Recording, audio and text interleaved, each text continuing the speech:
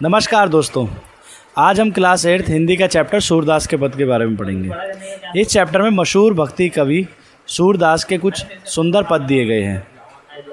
इन पदों में भगवान कृष्ण की बचपन की लीला और उनकी प्यारी शरारतों का वर्णन मिलता है।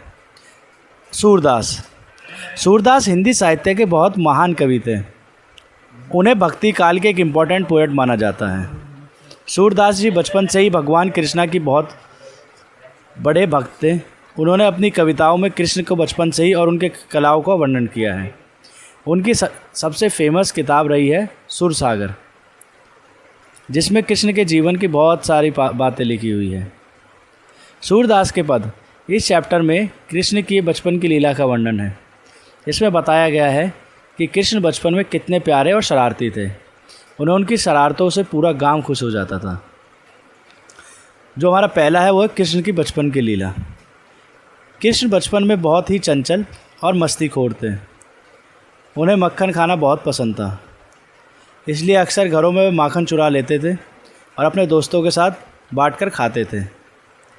उनकी इन्हीं शरारतों की वजह से गांव की गोपियाँ कभी कभी उनकी शिकायत भी करती थी। गोकुल का माहौल। कृष्ण का बचपन गोकुल में बीता। गोकुल का माहौल बहुत ही खुश और प्यारा था। कृष्ण की हर एक शरारत से लोग कभी हंस पड़ते तो कभी उसकी कंप्लेंट भी कर देते थे। जी हाँ, उनकी शिकायत कर दी जाती थी, लेकिन सबके दिल में कृष्ण के लिए बहुत प्यार था। कृष्ण की माँ यशोदा उनसे बहुत प्यार करती थी। जी हाँ, जब कृष्ण शरारत करते तो यशोदा उन्हें डांट भी देती थी, लेकिन डांटने के बाद वह उन्हें गले भी लगा लेती थी। यह माँ और बेटे के प्यार को बहुत अच्छे से दिखा रहा है।